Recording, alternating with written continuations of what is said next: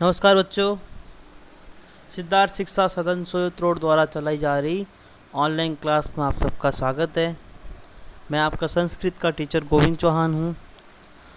हम लोगों ने हमारा पहला और दूसरा पाठ का अध्ययन कर लिया था। आज हमारा तीसरा जो पाठ है उसका हम अध्ययन करने वाले हैं। तीसरे पाठ के अंदर दो दोस्तों की कहानी है, जिसमें से एक गरीब होता है और एक अमीर होता है, और उन दोनों की जो बीच की बातचीत होती है उनके बारे में कहा गया है।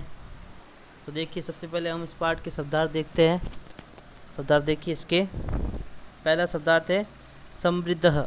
समृद्ध का अर्थ है धनी, जिसे इंग्लिश में कहते हैं रिच। फिर है चत्वारिंशत्। हम लोगों ने संख्यावाची शब्द पढ़े थे और मैंने आपको 1 से 100 तक की गिनती भी करवाई थी, तो उसमें ये सारे शब्द आए थे। तो चत्वारिंशत् का अर्थ होता है 40, जिसको इंग्लिश में बोलते हैं 40। आगे देखिए अष्टादश। इस पाठ में सबसे ज़्यादा जो है वो संख्यावाची शब्द आए हुए हैं, इसलिए ज़्यादा से ज़्यादा संख्यावाची शब्द आपको याद रखने हैं। तो देखिए अष्टादश, इसका अर्थ होता है 18, इसको इंग्लिश में बोलते हैं 18। प्रकोष्ठेषु, संस्कृत शब्द है प्रकोष्ठ। प्रकोष्ठ का अर्थ होता है कमरा। अब प्रकोष्ठ शब्द है एक वचन शब्द हो गया, और यहाँ लिखा है प्रकोष्ठेषु। तो अकारांत पुल्लिंग राम शब्द रूप हमने याद किया था, उसमें रामेशु शब्द आया था। तो रामेशु कहाँ पर आया था? सप्तमी विभक्ति बहुवचन में। सप्तमी विभक्ति बहुवचन, रामे रामयोः रामेशु। तो इसी प्रकार से ये प्रकोष्ठ शब्द है ना, वो राम शब्द रूप के अनुसार ही प्रकोष्ठेषु लिखा गया है। तो अब हमें ये समझ में आ गया कि इस पर विभक्ति है सप्तमी विभक्ति। सप्तमी विभक्ति है। सप्तमी विभक्ति में कारक चिन्ह कौन सा लगता है? मैं पे पर। अधिकरण कारक है मैं पे पर, तो मैं पे पर हम इसका उपयोग करेंगे। अब क्योंकि प्रकोष्ठेषु जो है वो सप्तमी विभक्ति बहुवचन है, सप्तमी विभक्ति बहुवचन है, तो एक कमरा नहीं बल्कि बहुत सारे कमरे। तो कमरों शब्द हो गया, और कारक चिन्ह हम लगा देंगे में पे या पर, तो कमरों में हमने लगा दिया। तो इस शब्द का अर्थ हो गया कमरों में। In the rooms, English word है इन द रूम्स। पंचाशत। पंचाशत का अर्थ है 50, संख्यावाची शब्द है, इंग्लिश में कहेंगे इसको 50। आगे देखिए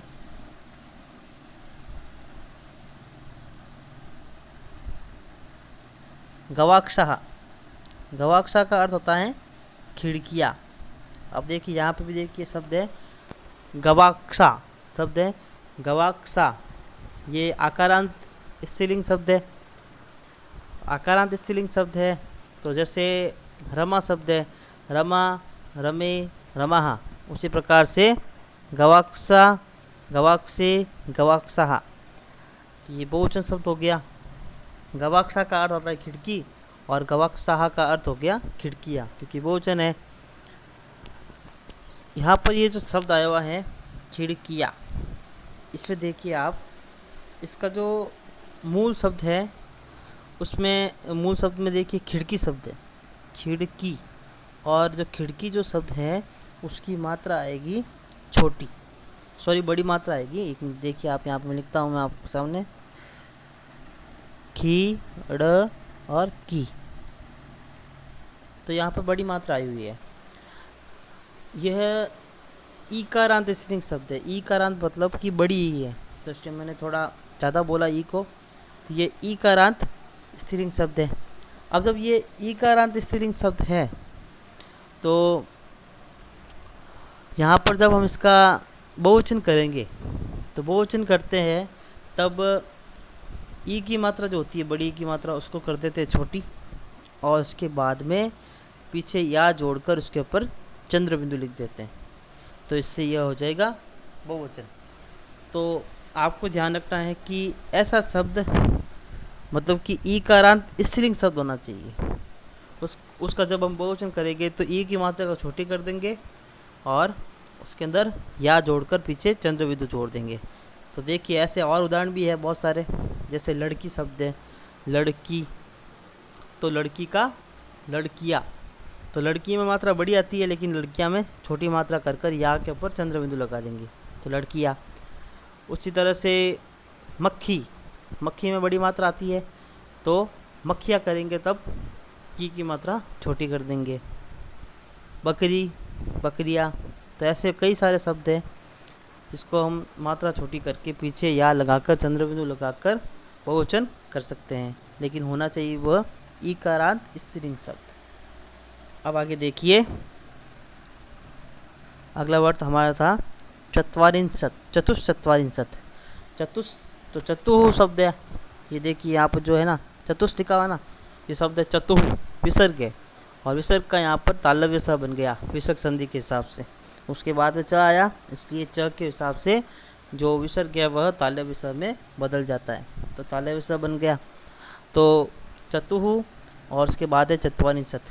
तो चत्वारिंशत् का तो हमने देखा था कि 40 होता है, और उसके साथ में चतुः यानी 4, तो 40 और 4 44, तो लिखेंगे हम 44, 44। आगे देखिए षट् त्रिंशत्, षट् का अर्थ हो गया 6 और त्रिंशत् का अर्थ हो गया 30, तो 6 और 30 36, 36। फिर है कृषक दंपति, कृषक दंपति, किसान पति पत्नी, कृषक दंपति का अर्थ हो गया किसान पति पत्नी। फार्मल कपल, कपल का अर्थ हो गया पति पत्नी। आतिथ्यम, आतिथ्यम का अर्थ होता है अतिथि सत्कार।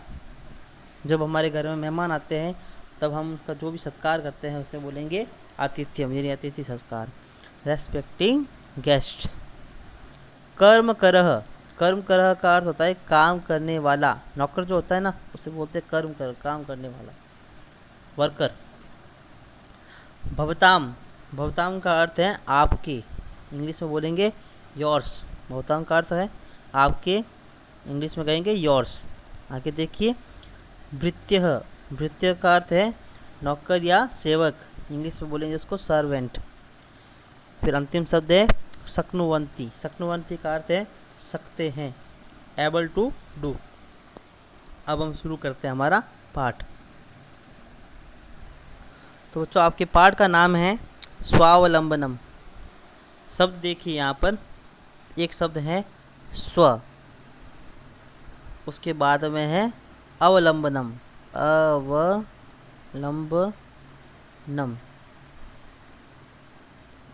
स्वधन अवलंबनम। अवलंबन का अर्थ होता है निर्भर, अवलंबन का अर्थ क्या होता है निर्भर, और स्व का अर्थ होता है खुद पर, स्व यानी अपना, अपना, तो अपने पर निर्भर या खुद पर निर्भर। इस पाठ में संख्यावाचक शब्द आए और एतत् शब्द का भी प्रयोग किया गया है।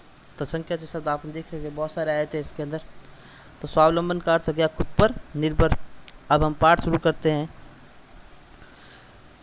कृष्ण मूर्ति ही, एक मिनट रुकिए, शब्द है देखिए आप, कृष्ण मूर्ति ही श्रीकंठस्य मित्रे आस्ताम, यानी कृष्ण मूर्ति और श्रीकंठ जो है वह दोनों मित्र थे, मित्र है। श्रीकंठस्य पिता समृद्धः आसीत्, श्रीकंठ के जो पिता हैं, शब्द है श्रीकंठस्य, विभक्ति लगा रखी है षष्ठी विभक्ति एक वचन, षष्ठी विभक्ति एक वचन लगा रखा है, तो षष्ठी विभक्ति में कारक चिन्ह लगता है का के की, रा रे री, तो का के की हम यहाँ पे लगाएंगे। तो श्रीकंठ के पिता समृद्धः आसीत्, समृद्ध थे, समृद्ध यानी धनवान, धनी थे। अतः तस्य भवने सर्वविधानि सुख साधनानि आसन, इसलिए उनके घर पर सभी प्रकार के सुख साधन थे। ये लिखा गया है कि उनके घर पर सभी प्रकार के सुख साधन थे।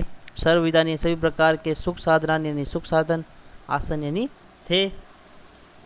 तस्मिन विशाले भवने, तस्मिन, तस्मिन शब्द का अर्थ होता है उनके, उनके विशाले भवने, विशाल भवन में, यहाँ पर सप्तमी लगा रखी है, तो उनके विशाल भवन में चत्वारिंशत् स्तंभाः आसन्।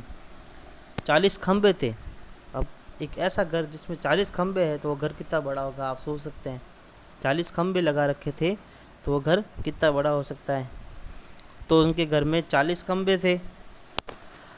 तस्य उनके अष्टादश प्रकोष्ठेषु 50 गवाक्षाः। उनके 18 कमरों में, कितने कमरे थे? 18 कमरों में 50 गवाक्षाः। 50 का अर्थ होता है 50 गवाक्षा यानी खिड़कियाँ। चतुश्चत्वारिंशत् द्वाराणि, 44 द्वार। कितने द्वार? 44 द्वार। षट्त्रिंशत् विद्युत व्यंजनानि, और 36 विद्युत व्यंजन यानी होता है पंखे। तो 36 उनके घर पे पंखे थे। तत्र 10 सेवकाः निरंतर कार्यं कुर्वन्ति स्म, और वहाँ पर 10 सेवक जो थे वो लगातार कार्य करते थे। परम कृष्णमूर्तेः माता पिता च निर्धनो कृषक दंपति। लेकिन कृष्णमूर्ति जो है उनके माता पिता थे वो निर्धन कृषक दंपति थे। कृषक दंपति का अर्थ होता है किसान पति पत्नी। तस्य गृहम् आडंबर विहीनम साधारणश्च आसीत्। उनका जो घर था वो आडंबर विहीन यानी दिखावे से विहीन, दिखावा नहीं करना, और साधारण था।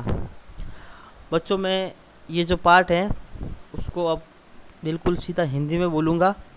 आपको मुझे सुनना है और आपके होमवर्क में आपको यही लिखकर भेजना है।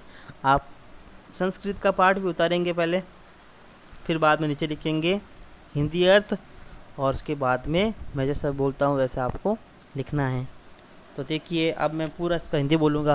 हो सकता है बीच में कोई संस्कृत शब्द बोल जाऊँ, तो आप ध्यान रखना इस चीज़ का। यहाँ से शुरू कर रहा हूँ मैं। कृष्णमूर्ति और श्रीकंठ मित्र थे। कृष्णमूर्ति और श्रीकंठ दोनों मित्र थे। श्रीकंठ के पिता समृद्ध थे। श्रीकंठ के पिता समृद्ध, कोष्टक में आप लिखेंगे धनी थे, कोष्टक में धनी और पीछे थे। तो श्रीकंठ के पिता समृद्ध या धनी थे, इसलिए उनके भवन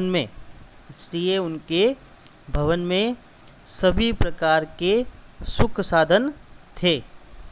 इसलिए उनके भवन में सभी प्रकार के सुख साधन थे। उनके विशाल भवन लिख सकते हैं आप, चाहे तो घर लिख सकते हैं। तो उनके विशाल घर में 40 खंबे थे। 40 खंबे थे। उनके 18 कमरों में 50 खिड़कियाँ। ध्यान से सुनना, उनके 18 कमरों में 50 खिड़कियाँ, 44 द्वार तथा 36 पंखे थे। उनके घर के अंदर 44 खंभों वाला घर जो था, उनके घर के अंदर अष्टादश प्रकोष्ठ यानी 18 कमरे जो है उनके, 50 खिड़कियाँ, 44 द्वार और 36 पंखे थे। वहाँ पर 10 सेवक निरंतर कार्य करते रहते थे। वहाँ पर 10 सेवक निरंतर कार्य करते रहते थे। लेकिन यहाँ खड़े पाए करके आप लिखेंगे, लेकिन कृष्णमूर्ति के माता पिता निर्धन कृषक दंपति थे। कृष्णमूर्ति के माता पिता निर्धन कृषक दंपति थे। उनका घर दिखावे से रहित था और साधारण था। उनका घर दिखावे से रहित और साधारण था। तो इस प्रकार से मैंने जो बोला है वो आप लिखेंगे और मुझे होमवर्क के रूप में भेजेंगे।